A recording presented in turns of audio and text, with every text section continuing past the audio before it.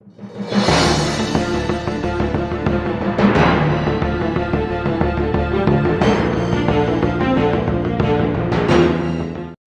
friends, I hope everybody is doing very well. And ఈరోజు మనం జాతీయ సైన్స్ దినోత్సవానికి సంబంధించినటువంటి ఉపన్యాసాన్ని చూద్దాం. So let us get into the speech part. ఇక్కడ కూర్చున్న ప్రతి ఒక్క రెస్పెక్టెడ్ పర్సన్స్కి అండ్ కూర్చున్న విద్యార్థులందరికీ జాతీయ సైన్స్ దినోత్సవ శుభాకాంక్షలు. అసలు మనం ఈ సైన్స్ దినోత్సవాన్ని ఎందుకు జరుపుకుంటున్నాం? అసలు మనం ఈ సైన్స్ దినోత్సవాన్ని ఫిబ్రవరి 28వ తారీఖుని ఎందుకు జరుపుకుంటున్నాం? వేరే తేదీన ఎందుకు కాదు. మనం ఎందుకు జరుపుకుంటున్నాం ఫిబ్రవరి 28వ తేదీనే అంటే, ఇదే రోజు గొప్ప భౌతిక శాస్త్రవేత్త, నోబెల్ ప్రైజ్ లేదంటే నోబెల్ బహుమతి గెలుచుకున్నటువంటి శాస్త్రవేత్త సర్ సివి రామన్ గారి జయంతి పుట్టినరోజుని పురస్కరించుకొని మనం ప్రతి సంవత్సరం ఫిబ్రవరి 28ని జాతీయ సైన్స్ దినోత్సవంగా సెలబ్రేట్ చేసుకుంటున్నాం. మరి సర్ సివి రామన్ గారుకి నోబెల్ బహుమతి ఎందుకు వచ్చిందంటే, తను కనుగొన్నటువంటి రామన్ ఎఫెక్ట్ కారణంగా తనకు నోబెల్ బహుమతి రావడం జరిగింది. సో రామన్ ఎఫెక్ట్ అంటే ఏంటంటే, కాంతి కిరణాలు ఒక ద్రవంపై పడినప్పుడు, నీటి ఉపరితలంపై పడినప్పుడు పరిక్షేపణం చెంది మన కంటిని తగిలినప్పుడు నీరు బ్లూ కలర్లో, నీలం రంగులో కనిపిస్తుంది. సో నీరు ఎందుకు నీలం రంగులో కనిపిస్తుందంటే ఇదే రీజన్ అన్నమాట. కాంతి నీటి ఉపరితలం మీద పడినప్పుడు పరిక్షేపణం చెందుతుంది. సో దట్ ఈస్ ఈ రీజన్ వల్లే నీరు నీలం రంగులో కనిపించడం జరుగుతుంది. సో దీన్నే మనం రామన్ ఎఫెక్ట్ అని అంటాం. సో ఈ రామన్ ఎఫెక్ట్ కారణంగానే సర్ సివి రామన్ గారికి నోబెల్ బహుమతి రావడం జరిగింది. ఓకే, అసలు సరే, మనం ఈరోజు సైన్స్ డే జరుపుకుంటున్నాం, జాతీయ సైన్స్ దినోత్సవాన్ని జరుపుకుంటున్నాం. మరి సైన్స్ అంటే ఏంటి? అసలు సైన్స్ అనే పదం ఎక్కడి నుంచి వచ్చింది? సైన్స్ అనే పదము సైర్ అనేటువంటి లాటిన్ భాష పదం నుంచి రావడం జరిగింది. సైర్ అంటే ఏంటంటే తెలుసుకోవడం, టు నో. ఇంగ్లీష్లో వచ్చేసరికి టు నో, దాన్నే తెలుగులో మనం తెలుసుకోవడం అని అంటాం. సైన్స్ అంటే మీనింగ్ ఏంటంటే తెలుసుకోవడం, సింపుల్. అసలు ఇంకా మీనింగ్స్ కనుక చూసినట్టయితే తెలుసుకోవడము, ఆల్రెడీ చెప్పిన తెలుసుకోవడం కాకుండా ఎంక్వైరీ చేయడము, ఎక్స్ప్లోర్ చేయడము, అండ్ ముఖ్యంగా సైన్స్ అంటే డౌట్స్ అడగడం, ప్రశ్నించడం, అనుమానించడం, ప్రశ్నించడం సైన్స్ అంటే. సో దీని గురించే ఒక చిన్న ఇన్సిడెంట్ నేను షేర్ చేసుకుంటా. ఆ నోబెల్ లారియట్ లైఫ్ నుంచి, అంటే నోబెల్ ప్రైజ్ విన్నర్ లైఫ్ నుంచి ఒక చిన్న ఇన్సిడెంట్ షేర్ చేసుకున్నట్టయితే, ఒక టీవీ యాంకర్, ఒక టీవీ రిపోర్టర్ వచ్చి నోబెల్ ప్రైజ్ విన్నర్ని అడుగుతుంది అనమాట. సార్, మీరు ఇంత గొప్ప శాస్త్రవేత్త ఎలా అయ్యారు? శాస్త్రవేత్తతో కావడమే కాకుండా మీకు నోబెల్ ప్రైజ్ గెలుచుకునేంత గొప్పగా ఎలా ఎదిగారు అని అడుగుతుందన్నమాట. అప్పుడు ఆ నోబెల్ ప్రైజ్ విన్నర్ అంటాడు, నేను ఈ నోబెల్ ప్రైజ్ గెలుచుకోవడం వెనుక, ఇంత గొప్ప శాస్త్రవేత్త కావడం వెనుక కారణం మా అమ్మ అంటాడు. అప్పుడు ఆ టీవీ రిపోర్టర్ అడుగుతుంది, అవునా, ఎలాగా? మీ మమ్మీ ఎలాగ రీజన్, మీ అమ్మ ఎలాగ రీజన్ అని చెప్పేసి. అప్పుడు ఈ నోబెల్ ప్రైజ్ విన్నర్ చెప్తాడు, మా అమ్మ రీజన్ దీనికి. ఎందుకంటే నేను ప్రతిరోజు స్కూల్ నుంచి ఇంటికి వచ్చిన తర్వాత మా మమ్మీ డైలీ అడిగేది, ఏం కొడక ఈరోజు ఏమన్నా క్వశ్చన్ అడిగినావా స్కూల్లో? ఏం కొడక ఈరోజు ఏమన్నా డౌట్ అడిగినావా స్కూల్లో, క్లాస్ రూమ్లో అని అడుగుతుండేది. సో అందుకోసమే నేను డైలీ క్వశ్చన్స్ అడిగేది క్లాస్ రూమ్లో, డౌట్స్ అడిగేది క్లాస్ రూమ్లో. అదొక్కటే రీజన్ నేను ఇంత గొప్ప శాస్త్రవేత్త కావడానికి, ఈరోజు నోబెల్ ప్రైజ్తో నవ్వుమోముతో నవ్వే ఫేస్తో మీ ముందు నిలబడడానికి కారణం అని చెప్తాడు. సో అందుకే విద్యార్థులందరూ ప్రశ్నించడాన్ని అలవర్చుకోవాలి. విద్యార్థులందరూ అనుమానించడాన్ని, అంటే డౌట్స్ని అడగడాన్ని అలవర్చుకోవాలి. చూడండి, కన్ఫ్యూషస్ అనేటువంటి ఒక తత్వవేత్త ఏమంటాడంటే,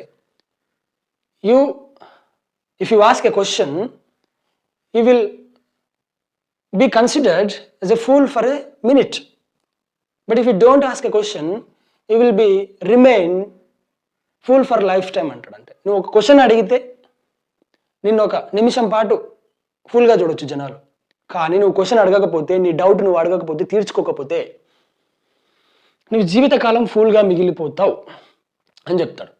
కాబట్టి విద్యార్థులందరూ ప్రశ్నించడాన్ని, డౌట్స్ అడగడాన్ని అలవర్చుకోవాలి. అప్పుడే వాళ్ళు నేర్చుకోగలుగుతారు. The famous father of theory of discoverer of theory of general relativity ఏం చెప్తాడంటే, ఎవరు మన ఆల్బర్ట్ ఐన్స్టీన్ ఏం చెప్తాడంటే, I'm genius because I'm curious అంటాడు. నేను ఎందుకు జీనియస్ అయ్యానంటే బికాజ్ ఆఫ్ మై క్యూరియాసిటీ. కాబట్టి విద్యార్థులందరూ క్యూరియాసిటీని అలవర్చుకోవాలి. క్యూరియాసిటీని అలవర్చుకుని తమ చుట్టుపక్కల జరుగుతున్న ప్రతి విషయాన్ని పరిశోధించాలి. అప్పుడే వాళ్ళు ఏదైనా కొత్తది నేర్చుకోగలుగుతారు. ఎప్పుడైతే కొత్తది నేర్చుకుంటారో అప్పుడు వాళ్ళలో సృజనాత్మకత జనిస్తుంది, సృజనాత్మకత పెరుగుతుంది. ఎప్పుడైతే సృజనాత్మకత పెరుగుతుందో అప్పుడు వాళ్ళందరూ జ్ఞానవంతులు అయిపోతారు, వాళ్ళలో జ్ఞానం పెరుగుతుంది. ఎప్పుడైతే జ్ఞానం పెరుగుతుందో అప్పుడు వాళ్ళు గొప్పవాళ్ళుగా మారిపోతారు, ఇది ఎవరు చెప్తారంటే అబ్దుల్ కలాం చెప్తాడు. అదేంటంటే, విత్ లర్నింగ్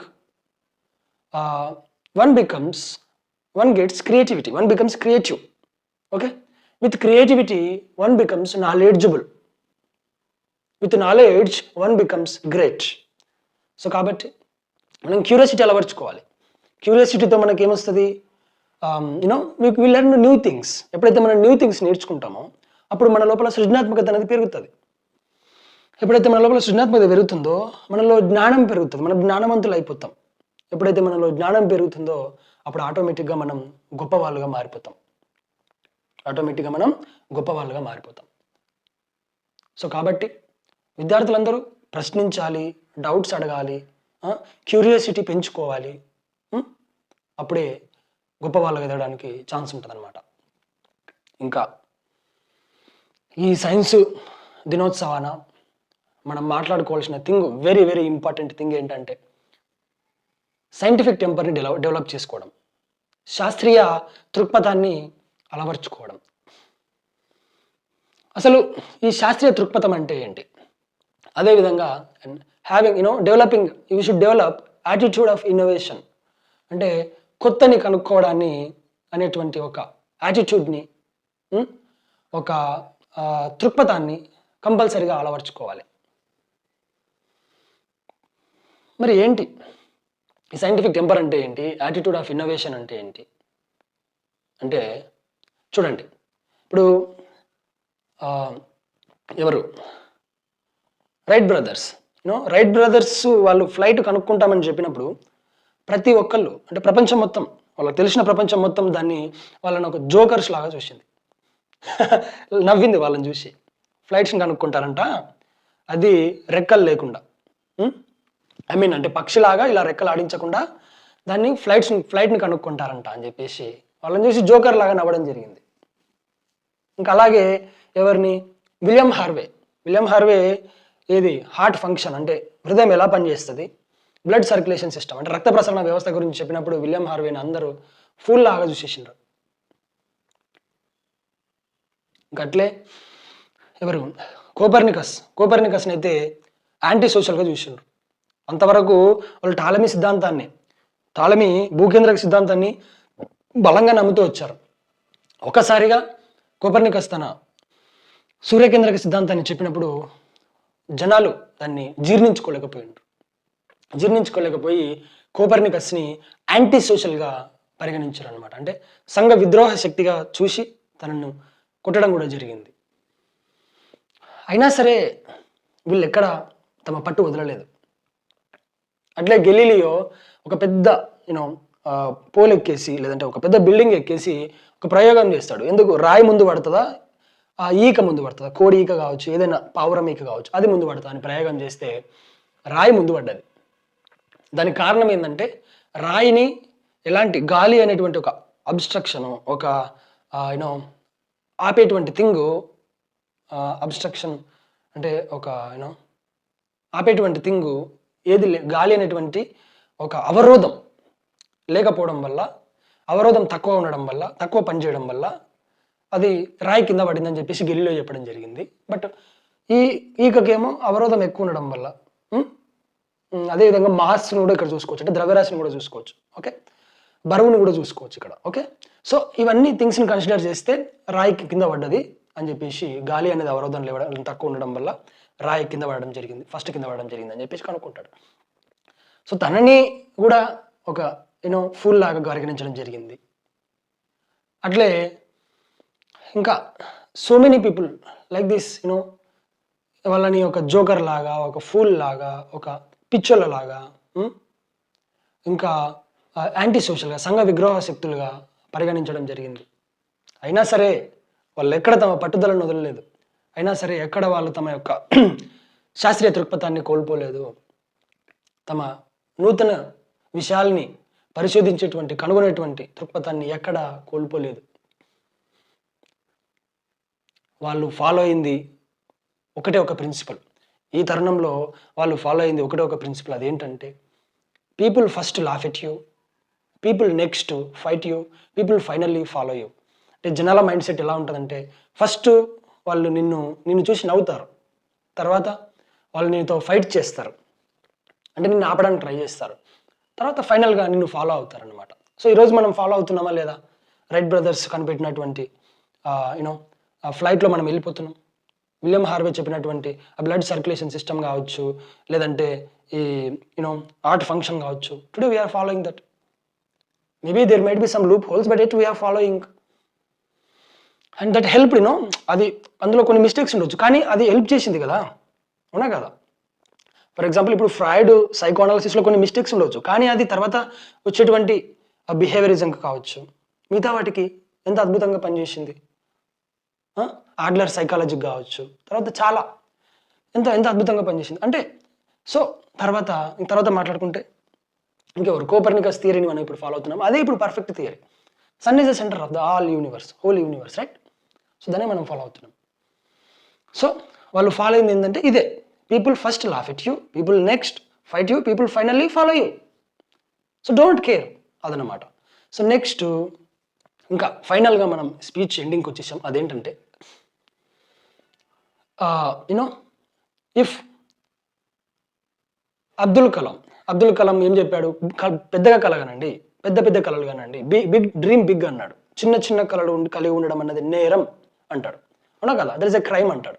సో అందుకోసం if Abdul Kalam dreamed like everybody else, India would be missing missile technology. Abdul Kalam అందరిలాగా కలగని ఉంటే ఈరోజు మన ఇండియా మిస్సైల్ టెక్నాలజీని మిస్ అయ్యేది. అదేవిధంగా ఆర్యభట్ట కూడా అందరిలాగా ఆలోచించి ఉంటే ఈరోజు ప్రపంచం జీరోని మిస్ అయ్యేది. ఆ జీరోకి కనుగొనంత వరకు ప్రపంచం మొత్తం 1 2 3 4 5 6 7 8 9 వరకు రాసి ఆగిపోయింది. తర్వాత ఏంటి అని చెప్పేసి. కానీ ఒక్కసారి ఆర్యభట్ట వచ్చేసి అరే జీరో పెట్టండి రా భయ్, ఒకటి తర్వాత 10 అయిపోతుంది, తర్వాత అట్లా చెప్పేస్తే అయిపోయింది. మొత్తం మ్యాథమెటికల్ సిస్టమ్ మారిపోయింది. మ్యాథమెటిక్స్ యొక్క హిస్టరీ మార్చేసిండు అనమాట, తలరాతను మార్చేసిండు. సో ఆ విధంగా ఇప్పుడు సర్ ఐజాక్ న్యూటన్ ఏంది, యాపిల్ చెట్టు కింద కూర్చొని తను కూడా అందరిలాగే యాపిల్ తినాలని టెంప్ట్ అయింటే ఈరోజు విశ్వ గురుత్వాకర్షణ సూత్రం ఉండేదా? సో ఆ విధంగా అనమాట. సో మనం అందరం ఏం చేయాలంటే, స్టూడెంట్స్ అందరూ ఏం చేయాలంటే, think different, think out of the box. Okay, think out of regular set fixed patterns. Then only మనం కొత్తగా ఏమైనా సృష్టించగలం. సో చిన్న సాంగ్తో నేను దీన్ని ఎండ్ చేస్తా. అంటే థింక్ డిఫరెంట్ గురించి అనమాట. న్యూటనే యాపిల్ తింటే సూత్రాలుండేవా, జరా హట్కే ఏ ఏ జరా హట్కే సోచో మేరే బాయ్, అరే కొత్తగా ఆలోచించరా బాయ్, తాటు తాటు తీసి నువ్వు think think think think do different. So let's think different. So that is it my dear friends. I'm just ending this speech. మీకు ఈ స్పీచ్ నచ్చిందని అనుకుంటున్నాను. Thank you so much.